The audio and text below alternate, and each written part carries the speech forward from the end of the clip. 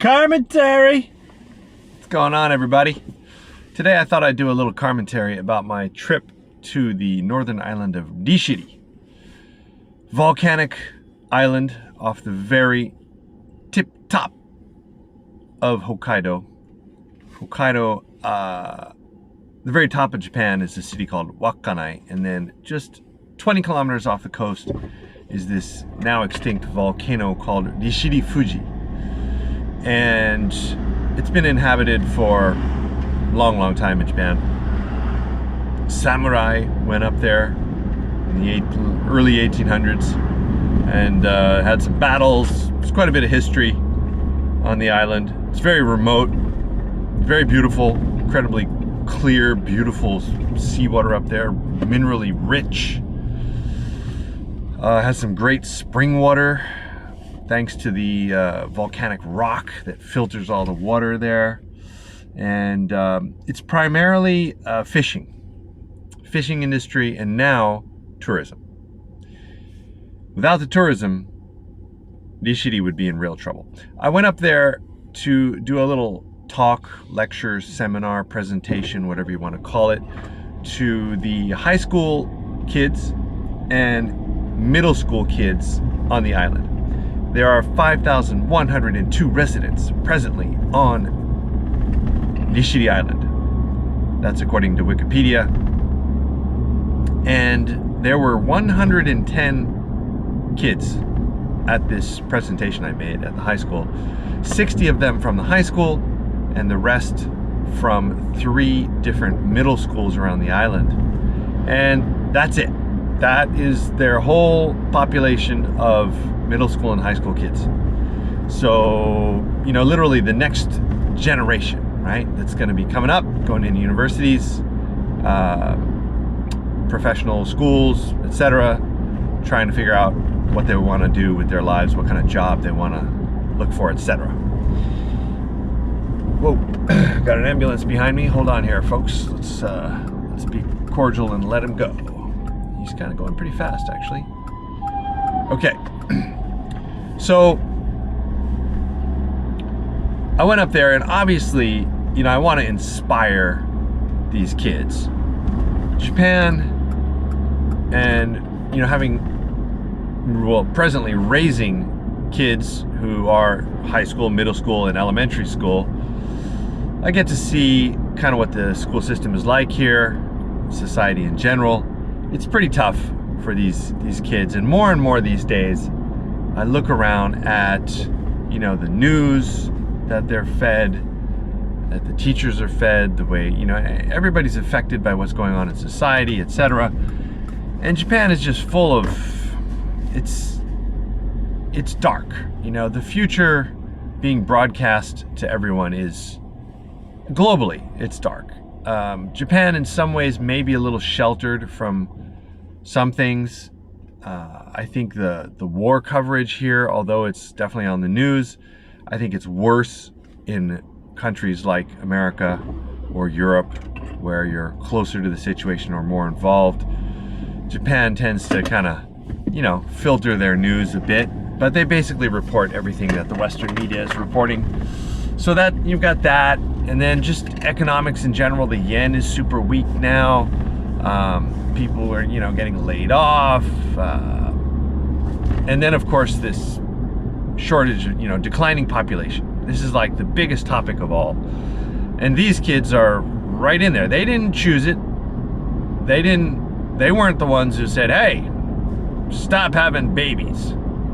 It was their parents and the generation before them too. But they're right in the thick of it, and they're being told all this stuff, and it's kind of a weird world. And you know, I wanted to go in there with a message and kind of get them hyped up, get them interested in design and media, photography, all the things that I'm into. And it was kind of a tough crowd because I asked some questions in the beginning just to get a feel for, you know, what the kids were into, and it was interesting. Do you have a smartphone or, you know, a device? And it was like, oh, you know, everyone. I got a phone, like everyone had. And do you use social media? Yeah, everyone uses social media. It's like, do you post photos or videos or anything to social media? And then like no one raised their hand, like maybe like one person. And I was like, whoa. Okay. So we've got the devices, we're into the system, we use the platforms, but we don't do anything with it. We're just purely observation.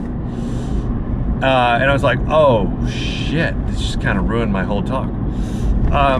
Anyway, I somehow got through it. I think a lot of it went over their heads. But after the talk and then walking around the island, I was like, damn, I should have come a day early and walked around the island before I did my talk. So this is kind of what I wanted to mention. Like,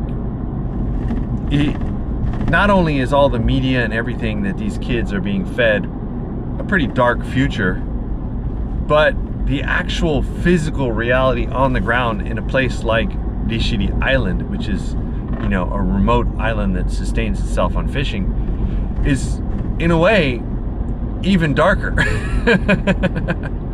Because like you really can see and feel and understand the decline in a place like that.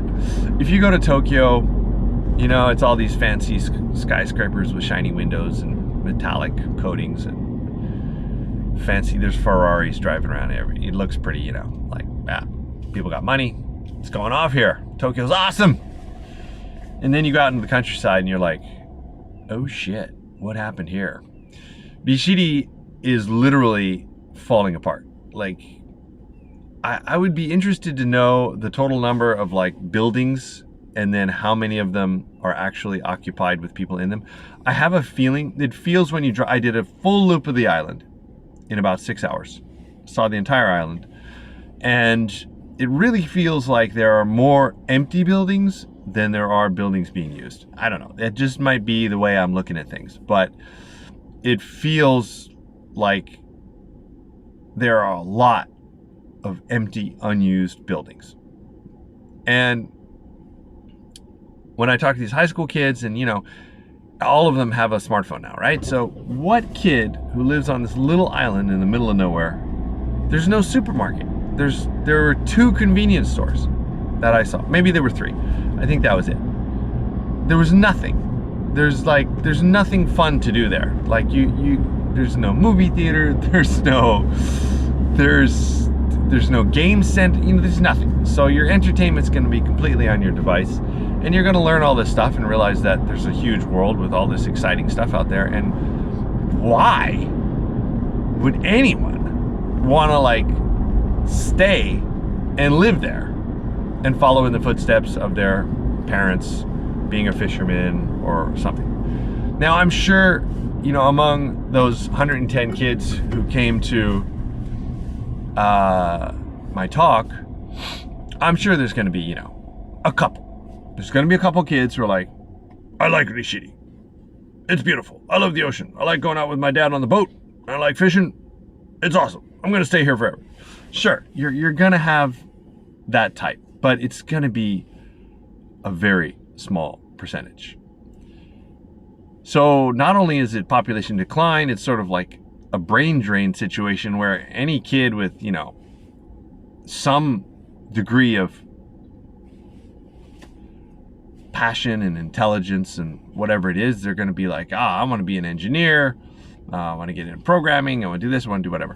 The other question I asked, I said, does anyone have any interest in like design, art, media, graphic design, you know, anything in that kind of creative space?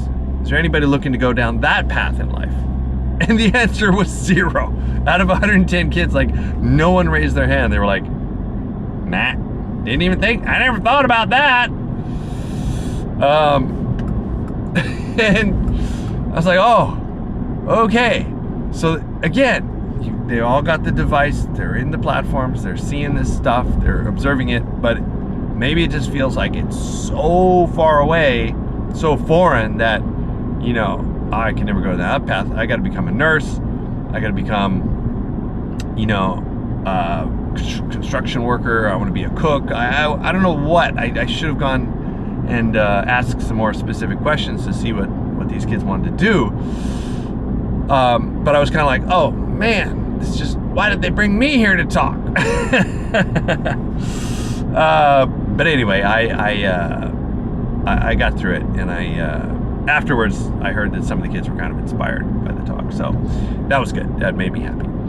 But basically, this juxtaposition of wanting to present a bright future for these kids, because I do believe that, you know, you create your own future. You know, each generation has this chance to make the future what you want it to be.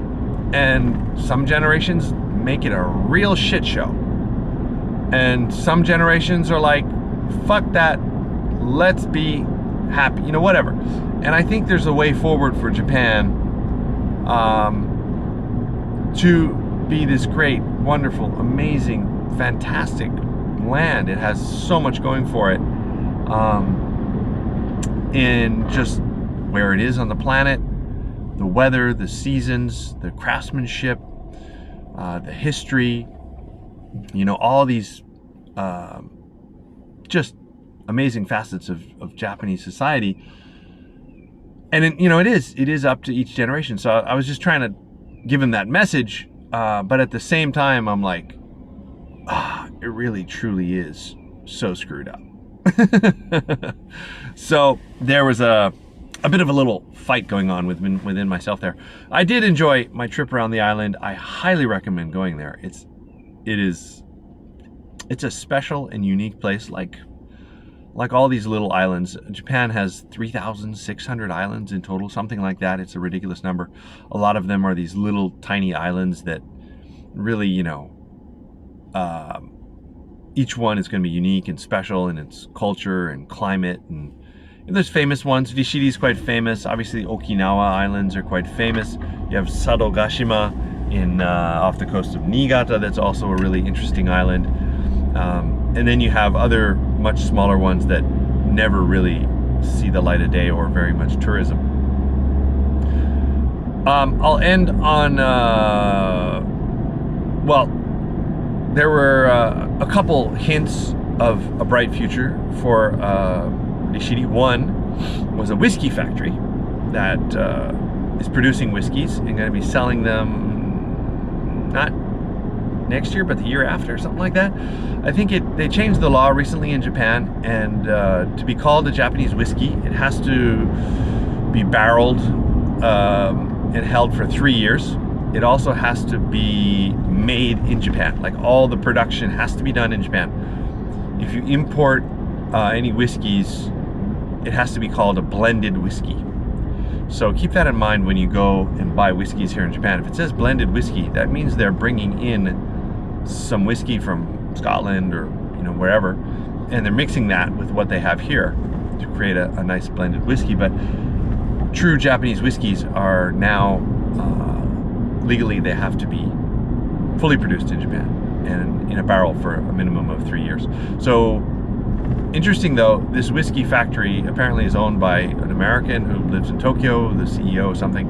But they started this whiskey factory. It's called Kamui. It's very small, beautiful operation they got there. It's made small to be able to be run by about 3 people. The head, oh, thank you, this guy's letting me in. The head distiller is a guy from Chile. It was very nice, let me in, gave me a little tour. And they're right on this rocky coast, looking out over the western view from the island. Spectacular location. So that's an interesting thing happening there. There was one kind of cool little, it's not really a hotel, it's like it's a little house that you can rent that was fairly new looking. It was called Villa Kamui. It was very close to the whiskey factory.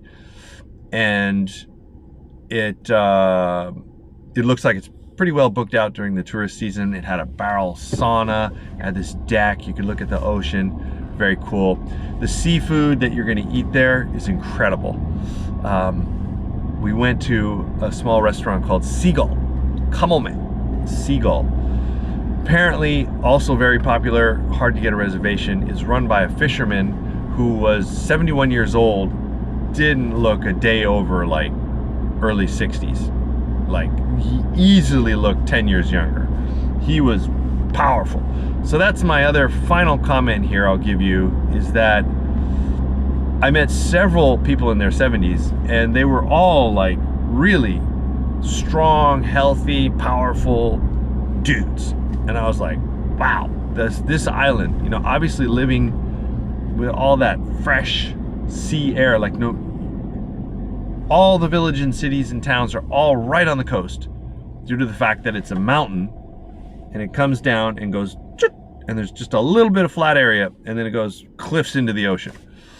So there's not much usable terrain on the island. So you're either climbing a mountain or you're right on the seacoast and you've got all that salt in your face every day. It must be incredibly healthy. And most of these guys were fishermen or something related to that. Another guy I met was 76 years old, and he also was just like super strong. Unbelievable. Very different from the decrepit, old, aging politicians that run most of the major countries in the world today. So that was good to see. But at the same time, I was thinking, you know, these are the guys who have lived here, you know, most of their lives, maybe their whole life. They love it, they're strong, they're passionate. But again, their kids are going to be, you know, it's going to be hard for them to convince their kids to like stay and take over the business, follow in the father's footsteps, etc. And I'm sure even they're like, yeah, man, screw this, you know, go off, get a good job, get some money. Don't do what I do. So that's my my Rishiri report. It's like a little window into the future of Japan. In some ways, it's like a look back in time, and in other ways, it's like a little glimpse of what the future holds for Japan if this population decline and economic decline continues. All right, let me know what you think. That's my rather serious Carmentary for today. Got to do a little shopping here at the old Costco. Gonna hop in here, and everything in Costco is getting more expensive, by the way, in Japan. Every time I go, I'm like, wait a minute, that was like definitely cheaper the last time I was here. So yeah, another report on that another time. In the meantime, thanks for listening. Subscribe, like, all that jazz, and drive safe.